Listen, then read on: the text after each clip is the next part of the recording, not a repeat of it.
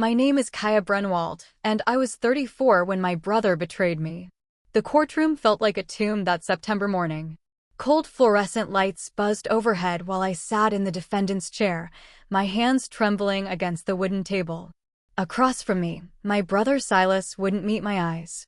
He wore his $3,000 suit like armor, but I knew the coward hiding beneath. "Ms. Brunwald," the prosecutor said, holding up the forged documents. "These signatures on the embezzlement papers. Are they yours?" My throat went dry. Those papers had my name, but not my writing. The company I'd built from nothing, the one Silas and I had grown together, it was all crumbling because of signatures I'd never made. "No," I whispered, but my voice cracked. Nobody believed the truth when lies wore expensive suits.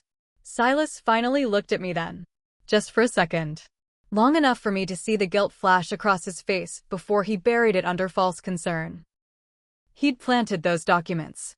He'd taken the $2 million. And he was about to let me burn for it. The judge raised her gavel, and I knew my life was about to shatter into pieces I'd never be able to put back together. 3 years in federal prison changes you in ways nobody warns you about. I learned to sleep with one eye open. Learned that kindness was weakness and silence was survival. But mostly, I learned to plan. Every night in that 6x8 cell, I thought about Silas. About how he'd visited me exactly once, bringing divorce papers from my husband Declan, who couldn't handle the shame of a criminal wife. "I tried to help," Silas had said through the prison phone glass.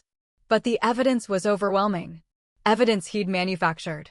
Bank transfers he'd authorized using passwords he'd stolen. A beautiful frame job that gave him everything: my company, my reputation, my freedom, while I rotted behind bars. The other inmates thought I was crazy, scratching numbers and dates on paper every night. They didn't understand I wasn't going insane. I was going sane. Every detail of Silas's life, every weakness, every pressure point, I cataloged them all. When they released me on a gray Thursday morning with $200 and a bus ticket, I didn't go to the halfway house.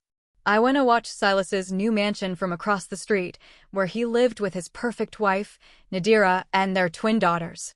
He thought he'd won. He had no idea the game had just begun, and I'd already figured out exactly what I was going to take from him. The woman staring back from the motel bathroom mirror wasn't me anymore. The prison had carved hollows beneath my cheekbones and painted shadows under my eyes. My once blonde hair hung limp and gray at the roots. But it was my eyes that had changed the most. They'd gone from warm hazel to something cold and calculating. I dyed my hair black that first night of freedom. Cut it short with rusty scissors. Became someone Silas wouldn't recognize if we passed on the street. The transformation was necessary. I couldn't execute my plan if anyone knew Kaya Brunwald was back. My parole officer, Mrs. Horvat, barely glanced at my paperwork when I checked in. "Stay out of trouble," she muttered. "Get a job. Don't contact your victims." Victims. Silas had convinced everyone he was the victim. The poor brother who'd discovered his sister's crimes and bravely testified against her. The media had eaten it up. I found work at a diner 2 towns over, where nobody asked questions if you showed up on time. The manager, Flynn, had done time himself. He recognized the look in my eyes, the look of someone with unfinished business. "Whatever you're planning," he said one night while we closed up, "make sure it's worth it." I thought about Silas's daughters playing in their mansion's pool and smiled. "Oh, it will be." Silas's wife, Nadira, came into the diner on a Tuesday. She didn't recognize me. Why would she? We'd only met twice before my arrest, and I looked nothing like the sister-in-law she'd known. She sat at the counter, ordered black coffee and apple pie, and talked on her phone about kindergarten applications for the twins. "The Pemberton Academy would be perfect," she said, stirring sugar into her cup. "But Silas thinks it's too expensive." Too expensive. The man who'd stolen $2 million worried about school tuition. I refilled her coffee and made note of every word. Pemberton Academy. Financial stress. Cracks in the perfect marriage. She left a $20 tip and smiled at me. "You remind me of someone," she said, studying my face. My heart was hammered, but I kept my voice steady. "I get that a lot." After she left, I looked up Pemberton Academy. $40,000 a year per child. Silas was drowning in expenses, trying to maintain an image he couldn't afford. The stolen money must be running out faster than he'd planned. That night, I created my first fake social media profile. Rebecca Thorne, private education consultant. It took 3 days before Nadira reached out, desperate for advice on getting the twins into Pemberton. I can help, I typed back, my fingers trembling with anticipation. But first, tell me about your family's financial situation. Nadira met Rebecca at a coffee shop downtown, far from the diner. I wore a wig, glasses, and spoke with a slight accent I'd practiced in my motel room. Nadira didn't suspect anything. She was too desperate, too eager to secure her daughter's futures. Silas handles the finances, she said, nervously twisting her wedding ring. But lately, he's been so stressed. Working late every night, taking calls in private. I nodded sympathetically while making notes on my tablet. Financial pressure can strain any marriage. Does he seem secretive? She hesitated. Sometimes. There are accounts I don't have access to. Business things, he says. Business things. The offshore accounts where he'd hidden my money. I kept my expression neutral while rage boiled beneath my skin. The Academy will want complete financial transparency, I lied smoothly. Perhaps you should ask him about those accounts. I couldn't. He gets so angry when I question him about money. Angry. Good. Stressed men make mistakes. I slid a business card across the table. If you need someone to talk to, call me anytime. That night, I watched their house from my car. Silas came home at midnight, stumbling slightly. Drinking more than he used to. The weight of his crimes was crushing him slowly, but not fast enough. I needed to turn up the pressure, make him paranoid, make him suffer like I had suffered in that cell. I started small, with things only Silas would notice. A childhood toy, a wooden soldier our father had carved, left on his car windshield. A note in familiar handwriting, practiced for hours to match my old style, that said simply, I remember. From my hiding spot, I watched him find it. His face went white. He looked around the parking garage wildly, but I was already gone, heart racing with dark satisfaction. Next came the phone calls. Always from different numbers, always silent except for breathing. He'd answer with increasing panic. Hello? Who is this? Kaya? But I never spoke. Let him wonder. Let him doubt his sanity. Nadira noticed the changes. Rebecca heard all about it during our sessions. He jumps at shadows, she confided. Check the locks 3 times before bed. He even hired a private investigator. A private investigator. I'd expected that. But Kaya Brunwald was a ghost, and Rebecca Thorne was above suspicion. The investigator would find nothing, because there was nothing to find, just a broken man slowly losing his grip. One night, I broke into his office while they slept. Didn't take anything. Just moved things slightly. His stapler is 2 inches left. His coffee mug on the wrong side. His family photo is face down. The next morning, I watched through binoculars as he discovered the changes. He was unraveling perfectly. The private investigator Silas hired was named Zara Lindqvist. She was good, too good. I noticed her following me after my shift at the diner, keeping professional distance, but always there. She'd connected me to Silas somehow, maybe through old photos despite my transformation.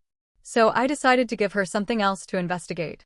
Late one evening, I called Silas from a burner phone, disguising my voice.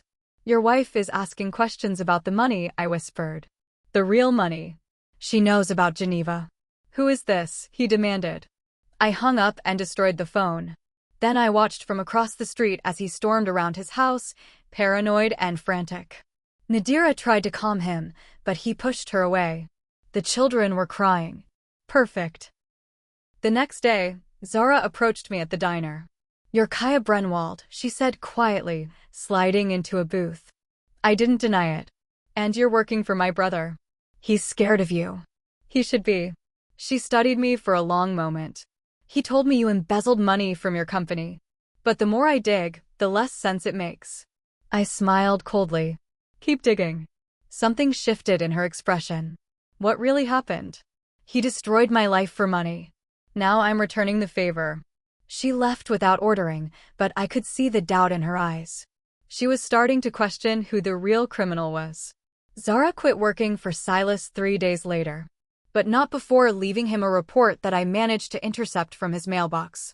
It was thorough: my new identity, my job, my surveillance of his family. But her conclusion was unexpected. Client appears to be experiencing justified paranoia. Recommend psychiatric evaluation. She thought he was losing it. Perfect. That night, Silas came to the diner.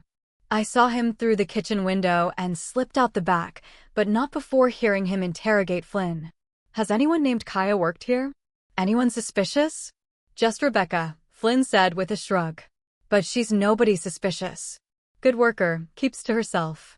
Silas left frustrated, and I returned to find Flynn giving me a knowing look. Rebecca, huh? It's complicated. Always is. He handed me an envelope. Guy left this for Rebecca. Seemed pretty desperate. Inside was a check for $50,000 and a note in Silas's shaking handwriting. Please stop. This is all I have left liquid. Take it and disappear. 50,000. He'd stolen 2 million from me, destroyed my marriage, took 3 years of my life, and thought 50,000 would make us even. I burned the check in the diner's kitchen sink while Flynn watched. Not enough, he asked. Not even close. I never planned to involve Mira and Luna, Silas's 5-year-old twins. But when Nadira brought them to the coffee shop during our next meeting, something shifted in my plan. They had Silas's eyes, but their mother's gentle spirit. Innocent. Untouched by their father's sins. Aunt Rebecca. Luna chirped, climbing onto my lap. They'd grown attached to me over weeks of meetings with their mother. Girls, don't bother her, Nadira apologized, but I waved her off. It's fine. I helped Luna with her coloring book while Mira showed me her toy dinosaur. They chattered about school, about their daddy being sad lately, about wanting a puppy. These children loved their father.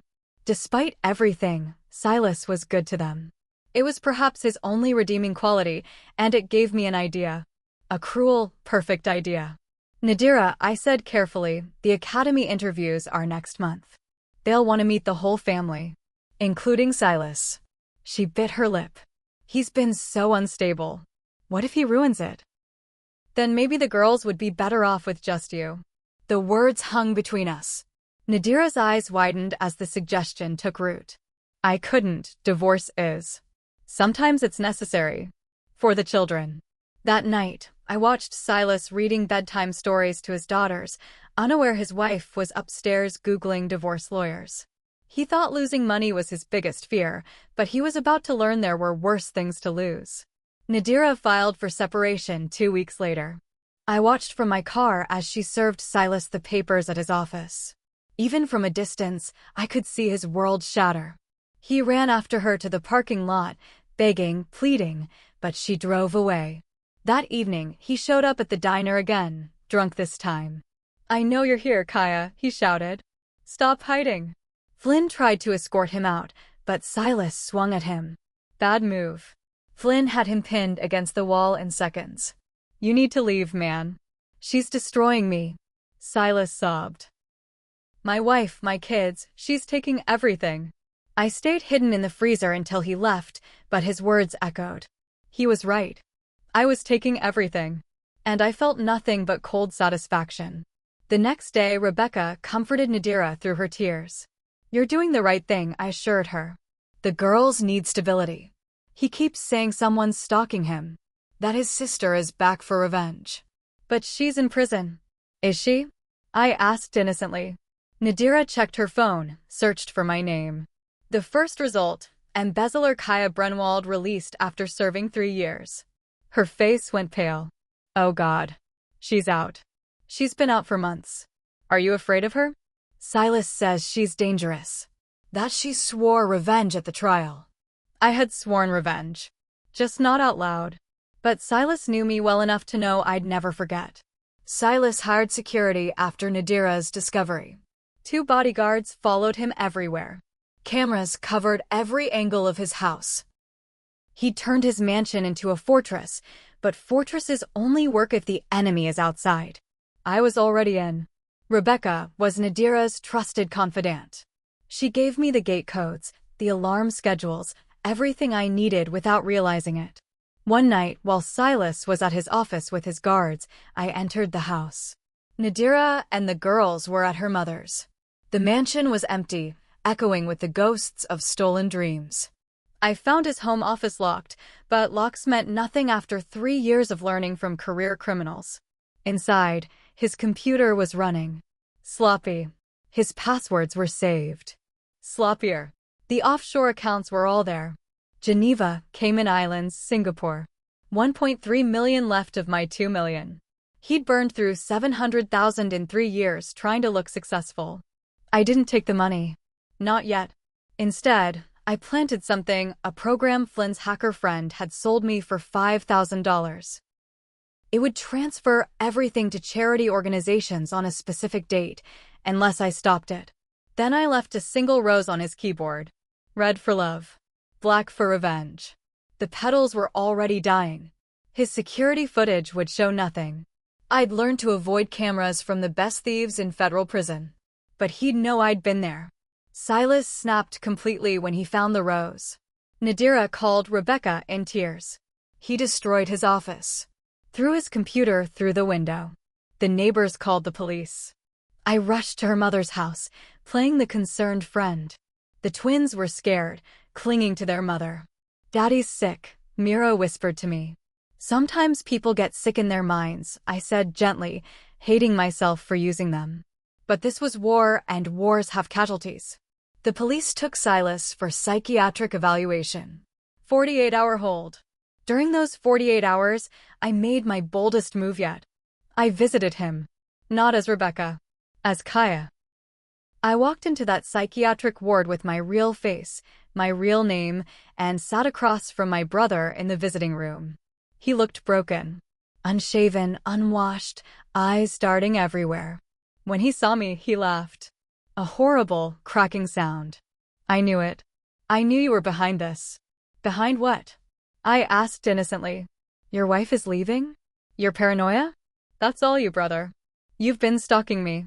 Calling me. Breaking into my house. Prove it. He lunged across the table, but the orderlies restrained him. As they dragged him away, he screamed, "She's trying to kill me. My sister wants me dead." The staff looked at me with sympathy. The poor woman, visiting her mentally ill brother. I even managed a tear. With Silas in psychiatric hold, Nadira filed for emergency custody. Rebecca helped her prepare for court, choosing the right lawyer, gathering evidence of Silas's instability. The security footage of him destroying his office. The police reports. The psychiatric evaluation that diagnosed him with paranoid delusions. Your Honor, Nadira's lawyer argued, Mr. Brenwald is a danger to himself and his family. He believes his sister, a convicted embezzler, is orchestrating elaborate revenge schemes. He's violent, unstable, and the children are terrified. Silas's lawyer tried to argue back, but what defense did he have? His client kept interrupting, shouting about conspiracies, about me being in the courtroom. I wasn't. Rebecca Thorne was sitting behind Nadira in a wig and glasses, but Kaya Brenwald was nowhere to be found. The judge granted Nadira full custody with supervised visitation only. Silas broke down sobbing. She's taking my babies. Kaya's taking my babies. The court officer escorted him out while everyone shook their heads at the poor delusional man. Mental illness was tragic, they whispered. But the children's safety came first. That night, I sat in my motel room staring at a photo from our childhood. Silas and me at the beach, building sandcastles. Before money. Before betrayal. Before I learned that blood meant nothing when greed entered the equation. Tomorrow was the day. The program would activate. The money would disappear. And Silas would finally understand what it meant to lose everything. The charity transfers began at midnight. 50,000 to a prison reform organization. 100,000 to a women's shelter. 200,000 to a legal aid society that helped wrongly convicted inmates. I watched the numbers drain from Silas's accounts through my laptop, each transfer a small victory. But I wasn't stealing it, I was redistributing it. Every penny went to organizations that helped people Silas had indirectly hurt through his greed. By 3 a.m., 1 million was gone. He had 300,000 left, scattered across various accounts. I left that. He'd need something for lawyers for survival. I wasn't a monster, despite what I'd become. At 6 a.m., his bank called him. I knew because he called Nadira screaming and Nadira called Rebecca panicking. He says someone stole all his money. He's threatening to come here. Call the police, I advised. Get a restraining order. Protect yourself and the girls. She did. By noon, Silas was arrested for violating the custody agreement by showing up at Nadira's mother's house. Back to psychiatric hold, this time for 2 weeks mandatory. The perfect alibi for him, locked up while his money vanished. No one would believe him. The banks would investigate, find the transfers were authorized from his own computer with his passwords. Mental breakdown plus financial ruin. Classic midlife crisis, they'd say. But I knew the truth. And deep down, so did he. Zara Lindqvist found me at the diner 2 days later. The money's gone, she said without preamble. What money? Don't play games. I kept investigating after I quit. Silas did frame you, didn't he? Relax. I'm not here to turn you in. I'm here to warn you. About what? Silas called me from the psychiatric ward. He's planning something. He said if he's going down, he's taking you with him. He has evidence hidden. Real evidence about the frame job. Where? Safety deposit box. First National Bank, downtown branch. Box 472. He recorded himself planning the whole thing, drunk one night. Keep it as insurance in case you ever got out and came after him. A confession. He had a confession, and he'd never used it to clear my name. Kept it as leverage while I rotted in prison. My hands shook with rage. Why are you telling me this? Because justice wasn't served the first time. She stood to leave. The bank opens at 9. He can't access it from a psychiatric hold. But his wife could, during divorce proceedings. Convincing Nadira to search for hidden assets was easy. Your lawyer should request a full financial audit, Rebecca suggested. Including safety deposit boxes. Men hide things during divorces. Nadira's lawyer filed the motion immediately.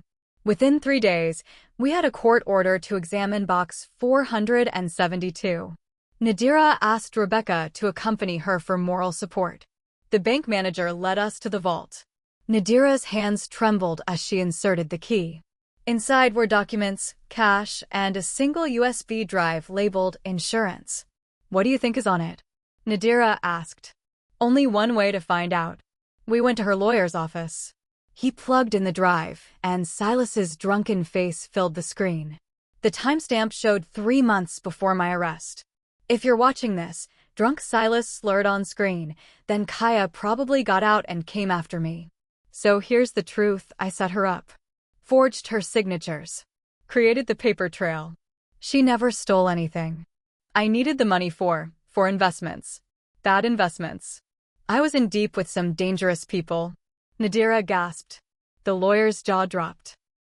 I forced Rebecca's face to show appropriate shock while inside. I felt volcanic triumph. But if she's watching this, video Silas continued, pointing at the camera, know this, sister, mutually assured destruction. You release this, you go down too, for everything you've done since. Nadira sat in stunned silence for 5 minutes after the video ended. He destroyed his own sister, she finally whispered. Let her go to prison for his crimes. We have to turn this in, the lawyer said. This is evidence of a massive miscarriage of justice. Wait, I said, my mind racing. If this comes out now, Silas could claim diminished capacity. Mental illness. He might avoid real punishment. What are you suggesting? Nadira asked. Make a copy. Keep the original safe. Wait until he's declared mentally competent again. Then turn it in. He'll face the full consequences. The lawyer nodded slowly. That's actually smart. And completely legal. Nadira looked at me at Rebecca. With strange intensity. You know, you really do remind me of someone. Kaya, actually. Silas's sister. Something about your eyes. My heart stopped, but I forced a laugh. I get that a lot. Must have one of those faces. She studied me a moment longer, then shook her head. Kaya's in hiding, probably far from here. Can't blame her after what she's been through. We made 3 copies of the confession. One for the lawyer, one for Nadira, one for safekeeping. That night, I held the USB drive containing my brother's confession and cried for the first time in 3 years. Not from sadness, but from relief. The truth existed. I wasn't crazy. I wasn't a criminal. I was just a sister betrayed. Silas was released from psychiatric hold 2 weeks later, medicated and supposedly stable. He had supervised visitation with his daughters that afternoon. I watched from across the park as he pushed them on swings, trying to act normal. But his eyes kept scanning the area, looking for me. Mira fell and scraped her knee. Silas rushed to help, but she pulled away, crying for mommy. That small rejection broke something in his face. His daughters were afraid of him now. That evening, he called the diner. Flynn answered and handed me the phone with a meaningful look. I know it's you, Silas said quietly. Kaya, I know you're there. I said nothing. I'm sorry, he continued. I was desperate. I owed money to the wrong people. They threatened to hurt Nadira, the girls. I thought if I just borrowed from the company, but then the audit came early and I panicked. You were supposed to get a light sentence, minimum security. I never meant for you to suffer. Liar, I finally spoke. He sobbed. I know about the recording. Nadira told me. She's going to turn it in once the divorce is final. I'll go to prison. Real prison. For longer than you did. Good. Is that what you wanted? To see me suffer like you suffered? No, I said truthfully. I wanted you to suffer worse. You've won, Kaya. You've taken everything. Not everything. Not yet. I visited Nadira one last time as Rebecca. I need to tell you something, I said, removing my wig and glasses. Her face cycled through confusion, recognition, and fear. Kaya. Hello, Nadira. She stood to run, but I raised my hands peacefully. I'm not here to hurt you. I never was. Everything I did was for Silas, not you or the girls. You've been lying to me for months. Yes, but I also helped you see who your husband really was. The confession proves it. He destroyed an innocent person for money.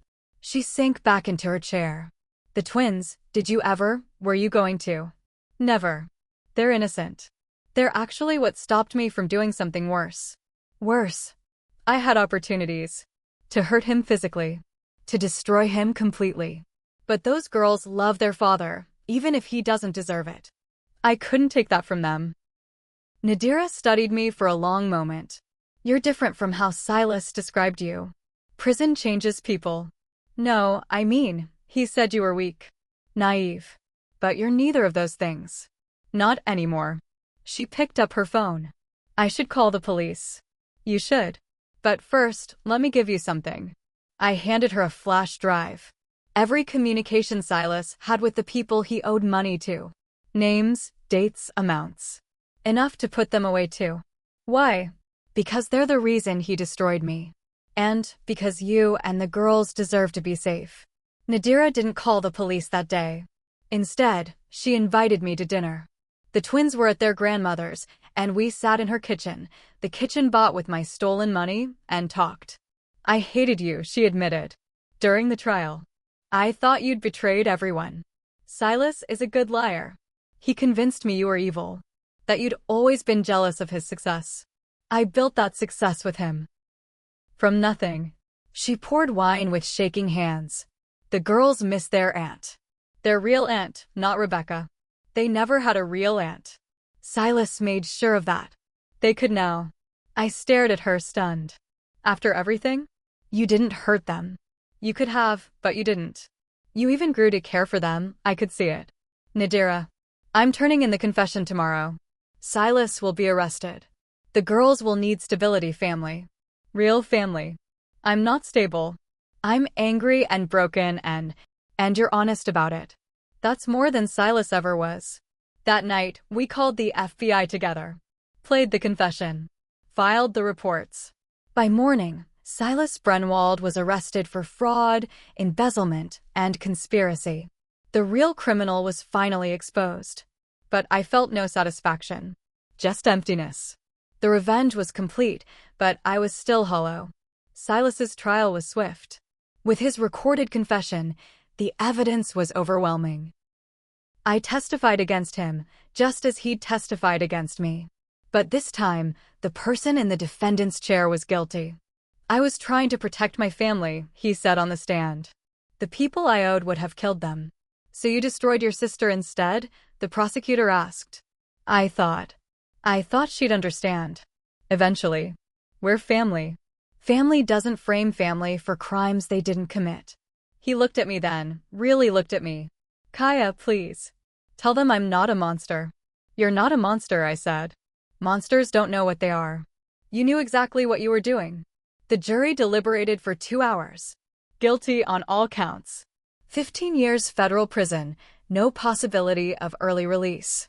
They led him away in the same shackles I'd worn, to the same transport van that had taken me. Outside the courthouse, reporters swarmed. How does it feel to be vindicated? They shouted. Empty, I answered honestly. But then I saw them.